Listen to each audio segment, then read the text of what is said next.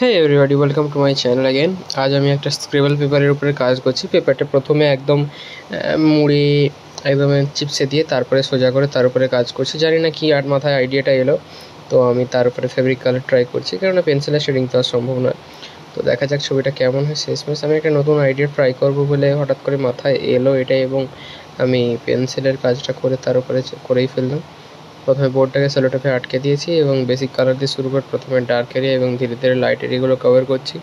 স্ক্রিবলের কারণে খুব ডিটেলস তো হচ্ছে না, দেখো চোখগুলো একটু আঁকাবাঁকা থেকেই গেছে, কিন্তু সেটা কিছুই না, যেহেতু এটা প্র্যাকটিস ওয়ার্ক এবং তোমাদেরকে একটা নতুন কাজ দেখাবো তাই জন্যই এটা আপলোড করলাম। না এটা এইরকমভাবেই আমি বিভিন্ন রকম কাজ প্র্যাকটিস করে থাকি, তাই সব কিছু আপলোড করি না, আমি কয়েকটাই আপলোড করি।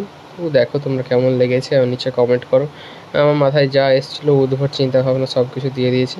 এবারে ভালো খারাপ সেটা আমি বলতে পারছি না, আমার তো আমার নিজের সমস্ত কাজই ভালো লাগে। তাই এবারে হচ্ছে দেখা গেল যে হচ্ছে কমপ্লিট হয়ে যাওয়ার পরে স্ক্রিবলটা একটু বেশি আছে, যার ফলে ছবিটা একটু ডিটেলস বোঝা যাচ্ছে না। ছবিটা তো হয়েছে ভালো, কিন্তু স্ক্রিবলটা আউট করতে হবে যাতে ফ্রেমিংও সুবিধা হয়।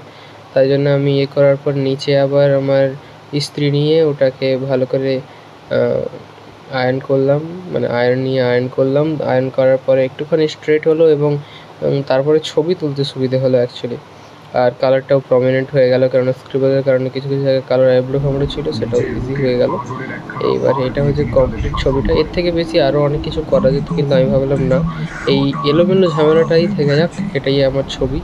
আজকের জন্য এটা এতটাই। থ্যাংক ইউ, পরে দেখা হবে আবার, টাটা।